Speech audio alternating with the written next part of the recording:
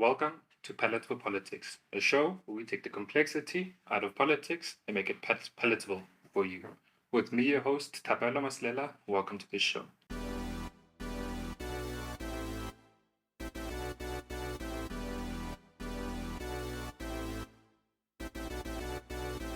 Today, we'll be discussing media, how it impacts politics and youth, where we can get involved, how it affects us. And here to discuss this with us today is a former student leader. He was a government employee in the GCIS for over 2 decades, an author, a journalist, a former husband to two, current happy husband to one, a father, and in his current nighttime gig, a host of Power to Truth. JJ, welcome to the show. Thank you, Thabane. Thank you very much for having me. And thanks for coming. So tell us, where did it all begin? Well, it depends where you want to start. If you're talking about the career. Yeah, no, let's start JJ. JJ from varsity, after you matriculated. Yeah. What happened? Where did it start? Okay, so my first job was to be a spokesperson of a minister called Vali Musa. It was all by accident because he was looking for somebody to stand in as his spokesperson, because his spokesperson was abroad. I had not studied communication in my life. I had just been an SRC president. That's the highest form of communication that I had done at university. I was looking for any job whatsoever.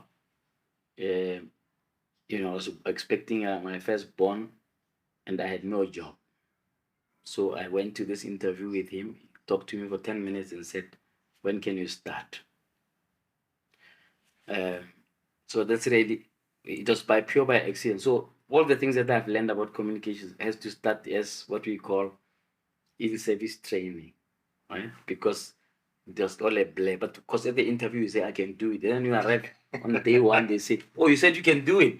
Why are you complaining?" Because the guy who I was standing in for, did not leave any piece of paper on his desk that says, "This is a report of what I've been doing," or anything of this. Everything I had to do, by instinct and by firm hand of Minister Vali Musa. Everything I've known about communication, he taught me in the service of the state. And I never left, essentially. When the guy came back, they said, "Sorry, can you look for something else to do?" So that's where it started, if that's what you want to know. Okay. But in terms of the media landscape and so on, obviously I worked in various government departments. I worked at Constitutional Development, Environmental Affairs, worked for the Chamber of Mines, worked for South African Airways before going to work for myself. And then as I was doing that, I, got interested more into political economy. I did a master's in that. And then lately, completed a PhD in communication, which was the first thing that I was doing in terms of direct studies on how media works. It was sort of just to confirm what I have known for 2 decades, more than anything, which was part of a problem in completing a PhD, because they kept telling me, "We're interested in your opinion. You got to go and research the subject." Initially, I had a very complicated topic. They said, "No, just keep your topic simple." So I looked at how government has communicated over the last under the first 3 presidents of the New South Africa, under Mandela, under Mbeki, under Zuma, how they, in a sense, related differently to the media in terms of the leadership that they gave in those different times when they were in charge of the state. So that's really the study I've done to look at how government can then improve its communication or general PR or outreach to communities that they claim to represent. Okay, so it started off as a job, somewhere passion came. Yes. But if you were to, what is politics to you in your time? How would you define it? How would you simplify what politics is or what it means? I think politics is really being aware of your surroundings and being interested in what is happening, and then thirdly, contributing to shaping it. That's really what politics is about. So anybody says, "Oh, I'm not interested in politics," they don't know what they're talking about, because actually politics are interested in them. They are saying, if you're not interested in politics, they'll be interested unto you. So you can't escape that. Right? And sometimes there's a little bit of confusion, even amongst very seasoned people where they say, "Oh no, just stay out of politics." I mean, how do you do that? My own mother, my own late mother, said to me when I went to university for the first time. He says, "No, when they do it, you just lock yourself and study." Can't. In fact, I was the one leading them outside to a pool. In my earlier activism in the TEF law, where I was the vice president of the SRC. So from being told, no, don't get involved, to actually being in front. And when I went on to study at UWC, I became president of the SRC there twice in the student movement. But I was also an activist in the church. In fact, that's how I entered politics. Right. So I arrived there. I said, I'm not interested in politics. It was particularly Sunsco, at that point called Sunsco, before the Sunsco was born while we were at university. I was not particularly interested in those politics, but they were unavoidable. So I got involved in what was called the Young Christian Students, got involved in what was called the Anglican Society. And through those associations, ended up in the SRC in a coalition with Sunsco.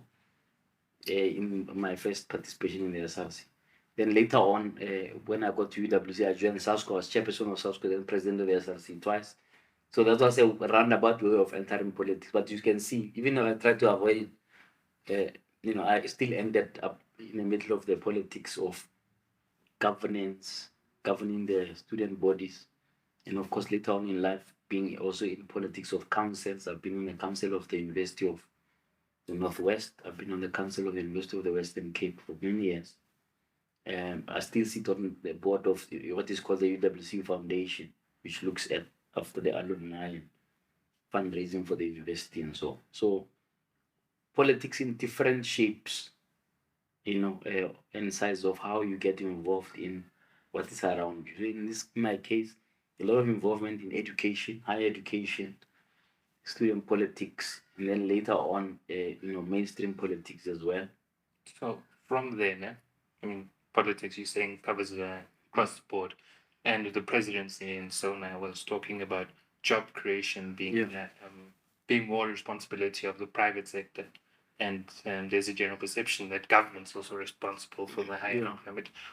Where do you reconcile the two? What's the relationship in your... No, it's meant to be a partnership. I don't know what the president was on about, trying to sort of shift focus from government. I'll tell you what the story is, because that's my view.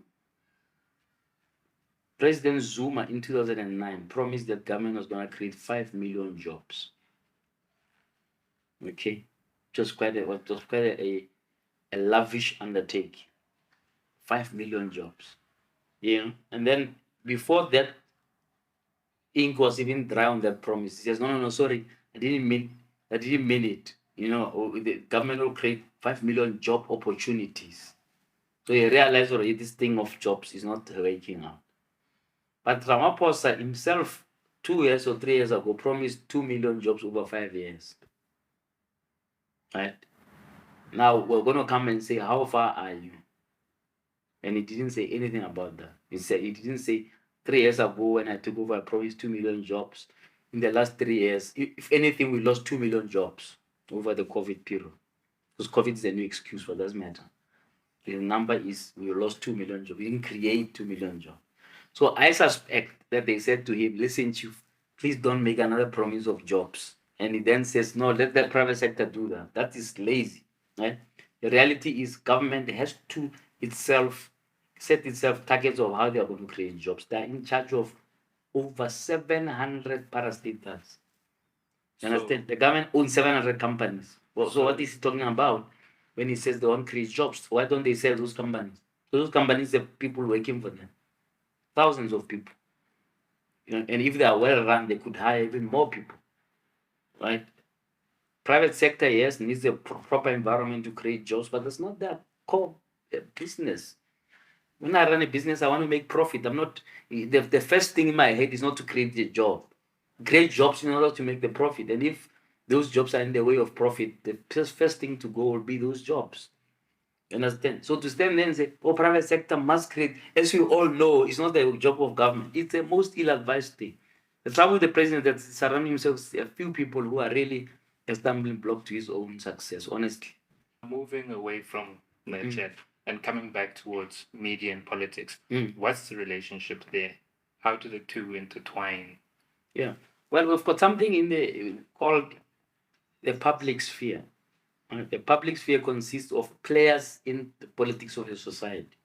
Yeah. So the media is what is called the fourth estate. So it complements the judiciary, the executive, and the legislature, right? And so that's the relationship. It keeps the balance, right? And keeps all these others accountable. Obviously, you can talk about how the media itself is kept accountable, but it's part of what is called the public sphere. It assists, right, as a almost like a bridge between those who are governed and those who are governing.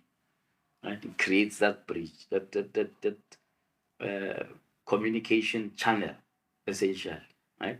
So government wants to talk to its people, unless they were going to go door to door to 50 million people. Otherwise, they would have to use the medium, which can access all those people through radio, TV, and other forms of media. So media very quite an important, if you like, aspect of the public sphere. Almost like the environment within which we exist and within which we interact. Government has to govern. To do that, they have to communicate with people. They have to communicate regulations, laws, and things like that. The public can also give them feedback through the same mechanism. Okay, so you were saying that essentially media is the bridge between the public sector and the people in terms of how it communicates. Yeah. And yourself, you fall as part of that bridge. How, you're a very frank person.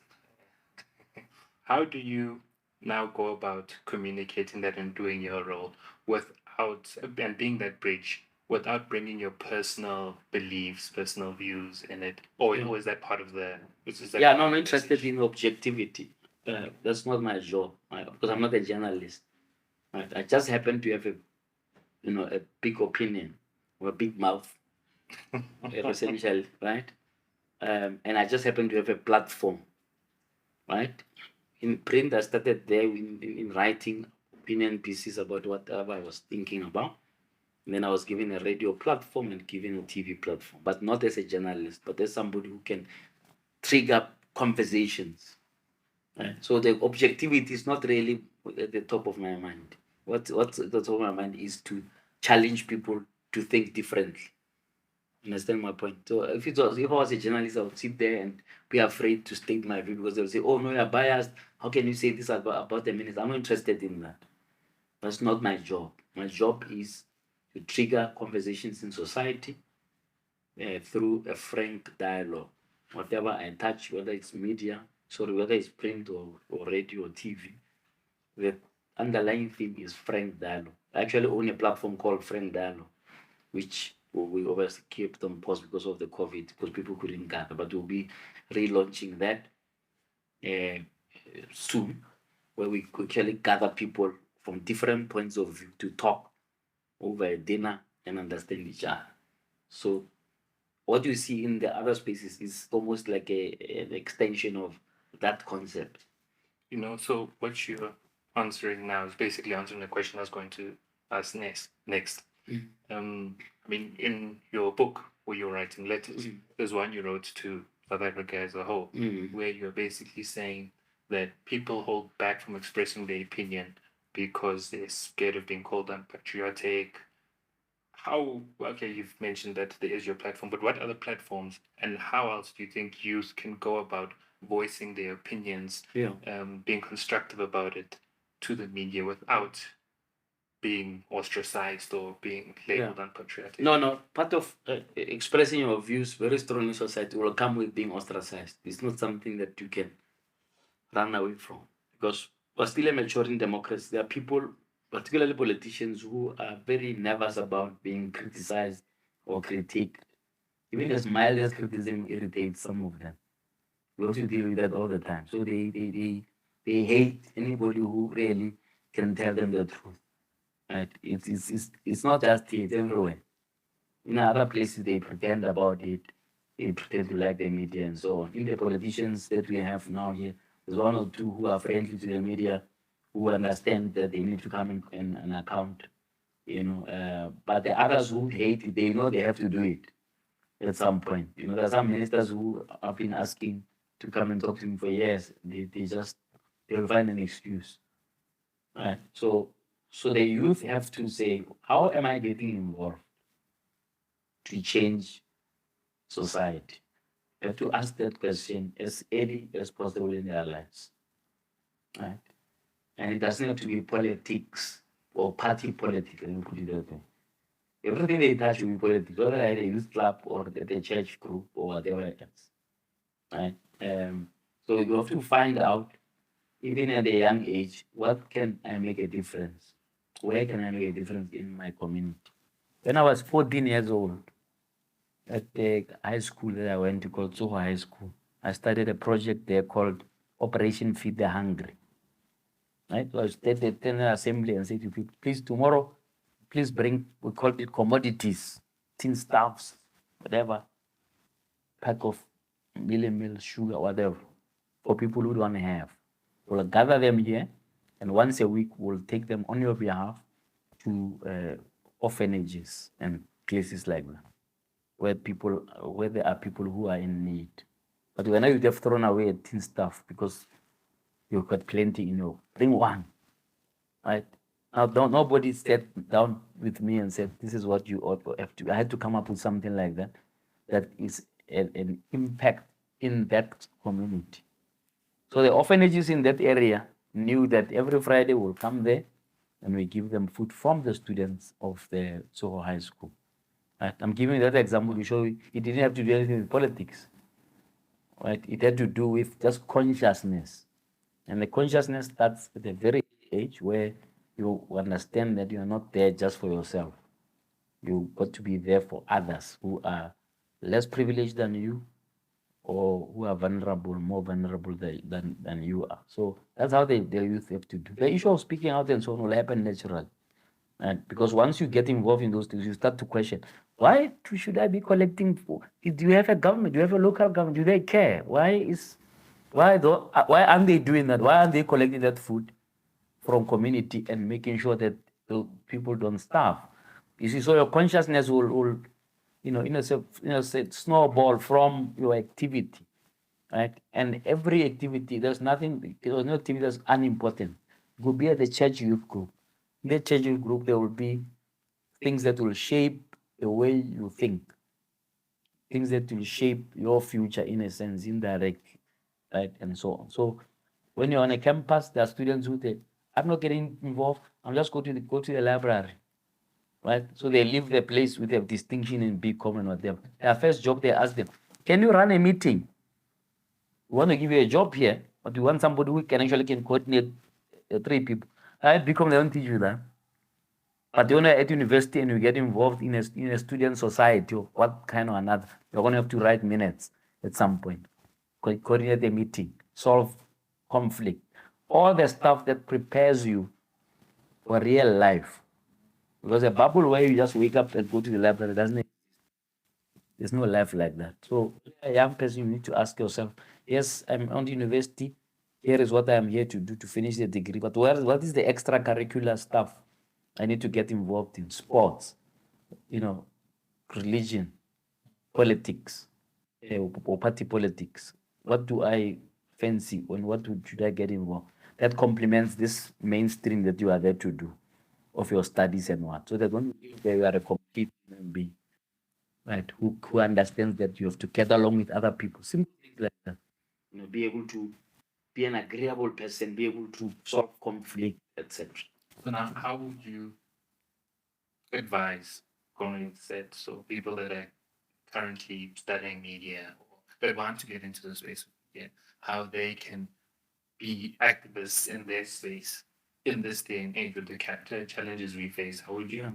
Look, I mean, there's no blueprint. I mean, even what I did was really by accident. To end up on radio and TV was pure accident. And I just got people who gave me a chance, to translate what was my writings on print to radio and then television. So I can't sit there and say, oh, I had it all planned out, which should not only be the case, right? But I do think that what is missing now in the media is what we call specialization in subject matter. In the old days, they used to, all newsrooms used to have specialist journalists. So they be a journalist who writes on aviation. That's all they do. So you can't fool them. If they come and talk to you about aviation matters, you have to be careful that you don't think you can spin them out there, because they are solid in that. The journalists who specialize in health, in government, in transport. All of that stuff has slowly disappeared because the newsrooms are shrinking, they're juniorized, they are short of resources, right? So I think people who want to go into media in a meaningful way need to pick a career other than media and get media to complement that career. Or put it differently, a thematic area that they are passionate about. Right? So if they studied, let's say, for example, logistics and transport logistics, then added journalism or media or communications to their basket of skills, they will be more useful than somebody who just went to study media or communications purely and that's all they want to do. And I'm not saying there's nothing wrong with that. I'm just saying you are not going to be competing with thousands of people. Whereas if you have a communications or media or qualification, and on top of that, you've got the qualification in a subject matter like health or transport or economics, you are likely to, be ahead of the pack. And with this era of social media, where you can even create your own media products that are relevant to that particular subject matter. So I just find that issue of specialization, should be brought back one way or another. Because right now journalists just try to, to be experts in everything, and then the quality of what they then put out there becomes weak. Okay. So, with that said, on a different topic, the activism. Do you think that we have suffered, that activism as a whole has suffered, not being as active or as vibrant as it used to be because of the dilution of it? In terms of back in the day, there was kind of uniformity in the sense that we all knew we are fighting a apartheid government for freedom, for etc. Now today you have activism around women rights, around LGBTQI, black employment, etc. Do you think that has that dilution or that separation has weakened activism, or do you think it's the a step towards developing activism towards where we need to be? Yeah. No, well, look, I mean, obviously, the 2 years before apartheid or before the democracy and after 94 cannot really be compared from an activism point of view. Like you are correctly saying, this one was an overall and cutting across everything. So you could actually just narrow it to say we need the state out. And that was, you didn't need to think too much and be too sophisticated. You want these people out wherever they are, whether at universities, at schools, at councils, in government, they must be out. It was easy to do that. And you just burn down the place or clean the place to a standstill. Now you are in government. You've elected the government that's democratic and so on. There are channels that are there that could be used to raise your voice still, but not in the same way as 1976 of stoning everything that moves. It doesn't. Unfortunately, we've had to learn very hard that we are now in a new era. For example, if you take churches, for example, right, they used to call for all kinds of things, moral stability, whatever, finding a moral compass, etc. After 94, they sort of washed their hands and say, oh, now we have a government that we can trust. Let's all go and pray now. And then they woke up later and say, hey, these people are stealing and everything. Let's stop them, And it's a bit too late. But I suppose we have to still have hope to say we can recalibrate activism. And it's everywhere. If you go to the corporate sector, I was talking to a couple of people previously about the fact that corporate South Africa just sort of ignored the transformation project. So you find yourself in a corporation where you're the only black person in the room, and all the meetings are a fight, or they are not. You could say, oh my God, people are giving me 8 million rand per annum. I'm not going to bother. I'm just going to be in my corner, take my children to private school, because once I start talking too much, they'll find something and they'll fire me. It happens, On my show, I'd invited some of the transformation managers from corporate. I think we invited about 30 of them, and we got 30 declines. So, no, I'll be fired if I come and talk to you. Either an activist or you're not. We cannot teach you when you have full set of teeth at 40 to be an activist when you've never been. You failed just to be an activist at high school when you were at COSAS. Why should I expect you to be an activist when you are a corporate earning 8 million? It's just too late for all of us, for you, because you are now finding yourself in a wrong place where you have to challenge the powers that be. But you're not used to it. So then how do we incentivize or activate the youth to be the ones that not only in a sense change that space, become less dependent on having these current big companies to change their policies, but rather create one independent of that? No, it's not either or. The issue of entrepreneurship and what sometimes is overrated. Not everybody can be a business person. We all try. When I was in high school, I used to, take photographs there and charge people. And then go home and say to my dad, "Can you please process this thing for me?" Then he goes to process it. You used to process the film. It's not like these things you are doing these days. We just click away. You have to go there and process it. You have to pay to process it. And then I go and take the photos and give them to people and get my money back. So they didn't teach me business because I didn't take money that I'm collecting and take out of there and process. I gave him to process for me.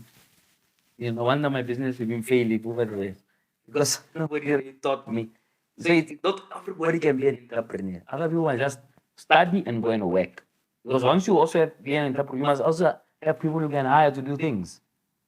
Right? So if you are running a plumbing business, you can come up with a plumbing business tomorrow, register in Palatablepolit plumbing. There you got a business. All right. So who's gonna do the plumbing? You must find an artisan to do it, isn't it? Now that person may also, if all of us were interpreters, they will also refuse and say, "Oh, now we have our own business." Who's gonna work for a full day's job? Somebody must work.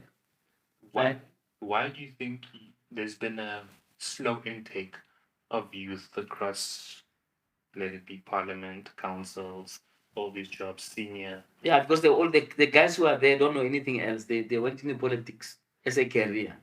You understand? So they're afraid to leave because when they leave, they'll never realize the reality of the world. You gotta have a CV, you gotta know what you're busy with, you gotta do something to be hired to work. So they want to now sit there, they want to die in office, right?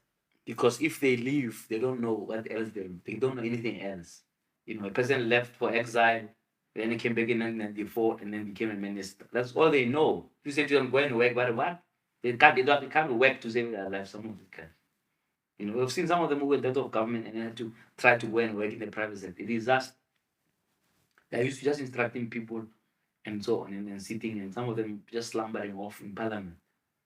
Right? That's why they're not introducing too many young people, because that means they must be replaced, which is what must happen. It must be politician for a short time and go, man, and give other people with fresh ideas. And we're not saying get rid of all the old people. We're saying have a serious, deliberate balance where you introduce new blood into our politics now.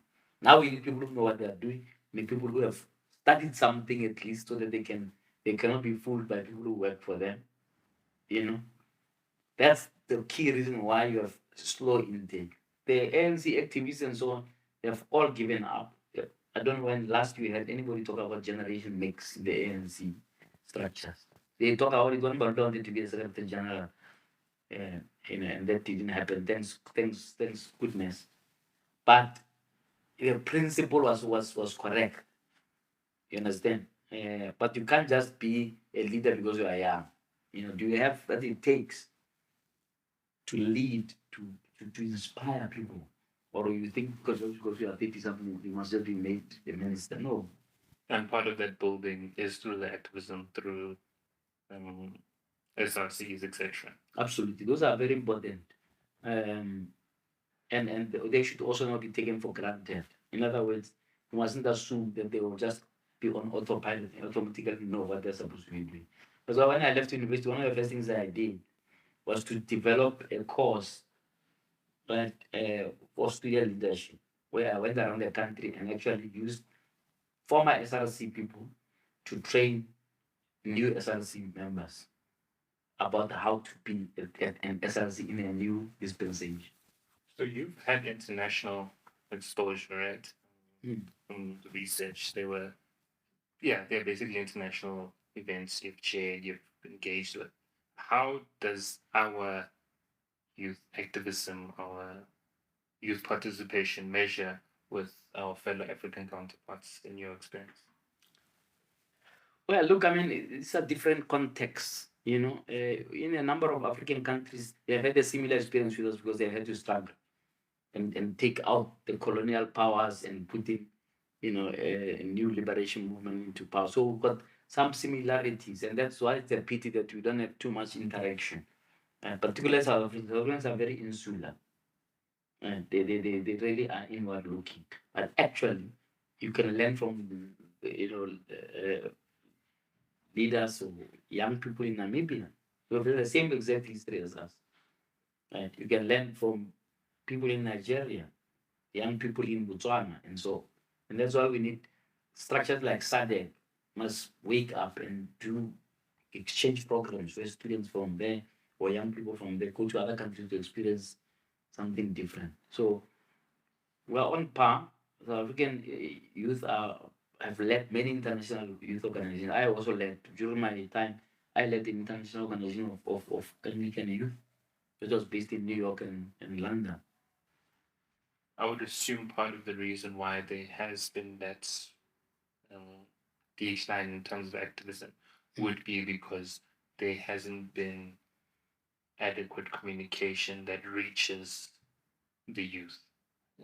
But at the same time, your president, your budget speech, those are televised, they're on radio. How can government communicate better to the youth about what's happening, what the plans are? And I'm assuming that can spark something.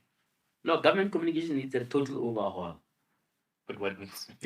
It just needs a total overhaul. Just get a new set of people, man, who can just think in a dynamic way.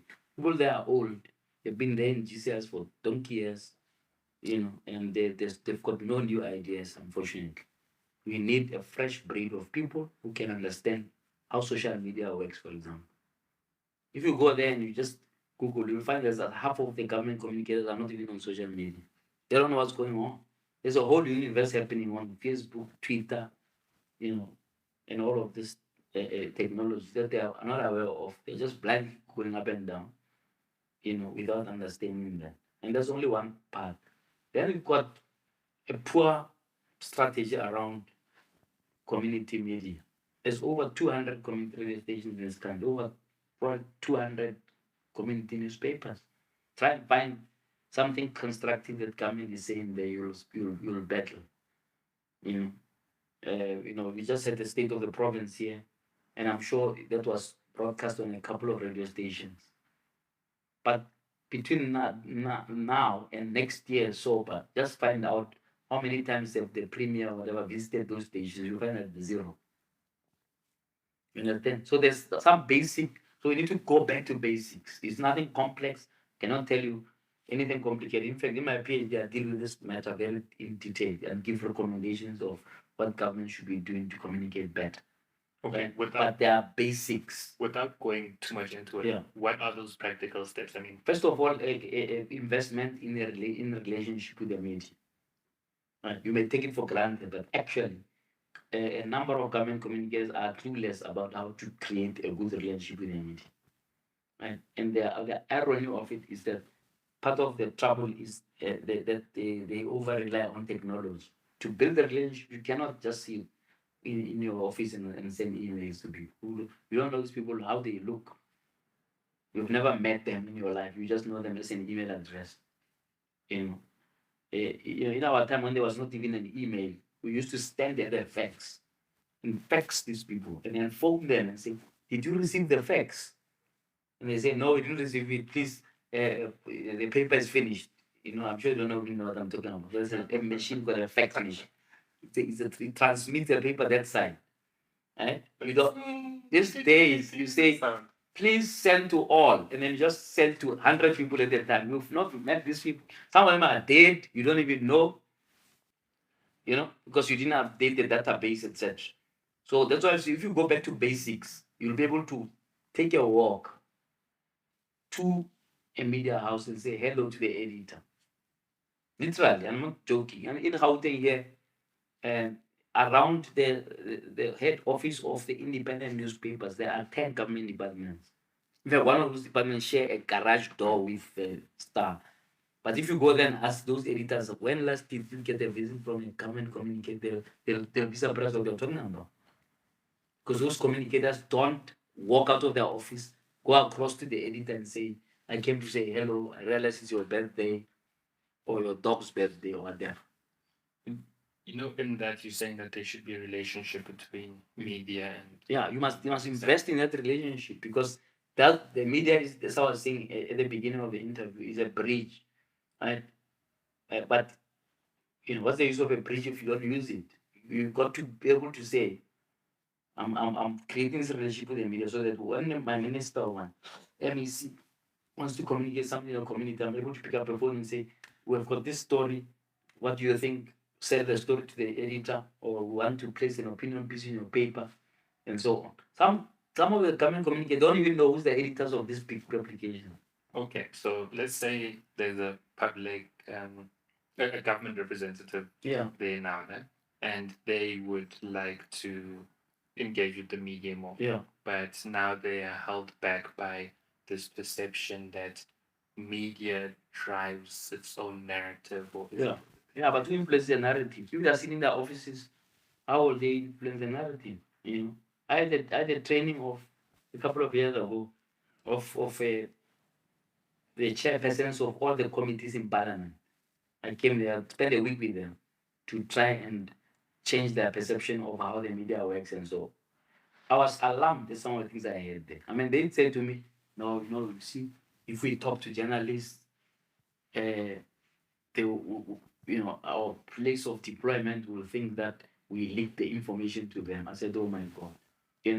The DA people talk to the journalists all the time. So the DA shadow minister of education, make sure that the people who write about education, they drum their perspective. They sit with them, they have coffee and tea with them, they give them information.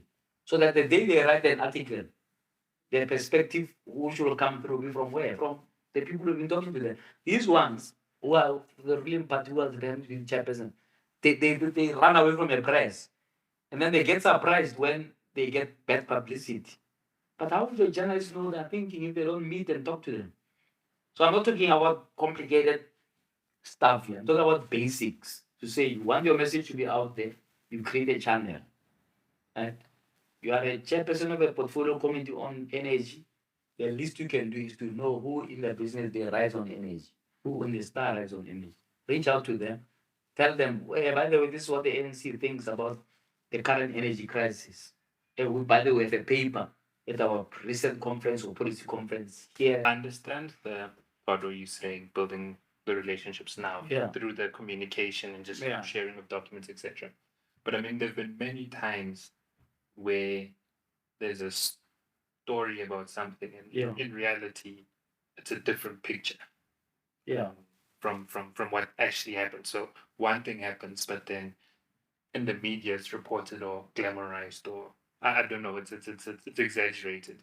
Do you not think such things are what kind of? No, that's the reality of life, man. I mean, you don't have friends who gossip in your own circles. So why should the media be different? It's the same thing. It's a bridge. Yeah. No, but yes, the bridge is not perfect.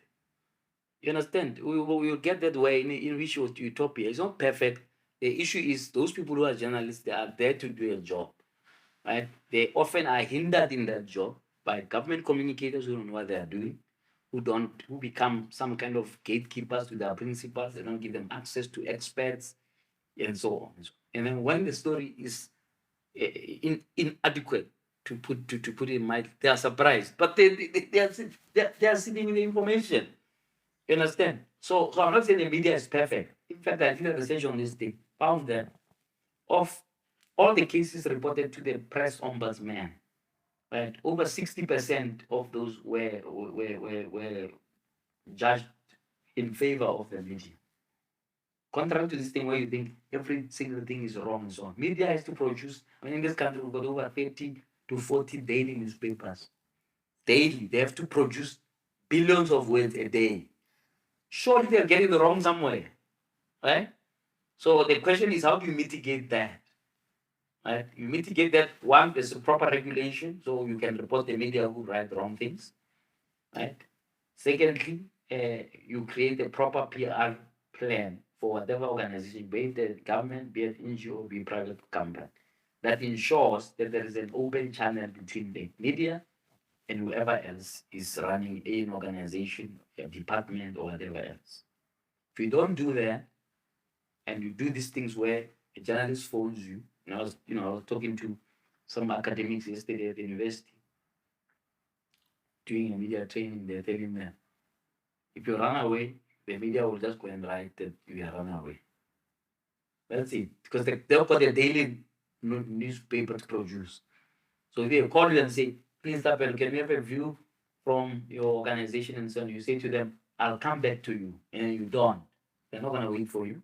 They'll write to say, this person didn't answer their phone. Or there's a popular one where they say, you could not be reached at the time of going to press.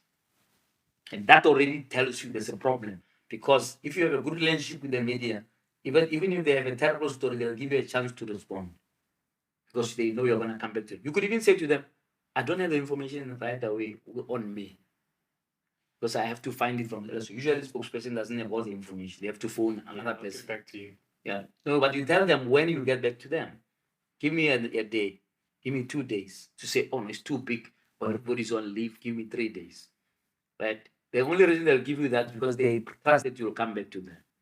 If they say, please give me a comment and you disappear, next time you ask for time, they'll say no. They'll now phone other people. Because remember, a spokesperson usually is one of 1,000 people who work in an organization. Doesn't mean they've got all the information. They ask coming to get easy to confirm certain things when they've already done their homework. In fact, if you disappear, they could call any of their 1,000 employees and get a comment. And then you'll be surprised and say, oh, it's not a story. We want the right to reply. But in the first place, why didn't you reply to your phone? You wanted to reply after the damage is done. You're on the front page, a bad story, and you thought that by not answering, they're not going to run the story. They're going to run the story, right? So the media is not perfect. Neither are communicators. All you need is a bridge, right? To what we call, I call it my thesis, bridging the gap. How do you bridge the gap between the media and the rest of society? Earlier, in this response, you said that there should be regulators, etc. But are those things not in place now? I mean, they're in place. You just have to be strengthened. Because some of these things are strengthened in practice. You understand? It's not a perfect situation where we're going to find a faultless regime. There's no such a thing in life. Neither can it be in this relationship between the media and society. So now, I mean, you've written 1,000 letters, hundreds. Yeah, thousands. There are 1,000, but there are many. Yeah, no, there are many. But now, if you were to write a sentence or a paragraph, not an entire letter, I guess I don't think anyone would be mad if you wrote it again. Basically, a message of, I don't know, something to motivate or what has kept you going, what's inspired you. If you were to give that message to the youth, what would that? Yeah. Well, I think the biggest thing is to make youth understand that they are the leaders they are waiting for. Do you understand? And I see that's already happening. If you look at a couple of political parties that are led by young people and so on, that's where the country is going. It's not this thing of saying, oh, the youth are the leaders of tomorrow. No, they are leaders of today. Right? So you need to be able to say, how do I brighten? Because you never solve the problems of the whole world. There'll always be problems. There'll always be poor people. There'll always be rich people. There'll always be inequality, unfortunately. It's people who are optimistic who will not want to hear that, but that's the reality. So how do you brighten the corner where you are as a young person? Right? Do you participate, at school, at university, at different, in your church? So do you participate, or you are a passenger who comes to church and goes, or comes class and only goes to class and to a library and doesn't, he wears what we call work clubs. Right? So that's really the message to the youth. You are the leaders you have been waiting for. The future is in your hands now, and you're shaping it now. It's not in 10 years, because who said you'll be there in 10 years? Life is completely unpredictable. You could be gone. There are some of the most effective people in our history who died in their 30s. Steve Biko, Christ himself, and people like that who have influenced the world immeasurably. Died in their 30s. They didn't live until they were 60 or 70 and I occupied the space here. Right. Guys, you heard it for yourselves. Get involved. You are the change that you want to be. You are the future you want to be. Doctor, thank you for coming through. It's a pleasure. Thank you for being easily accessible. Yeah, it really is appreciated. Wonderful. Yeah, we'll welcome you back. Wishing you the best. I'll be happy to come back.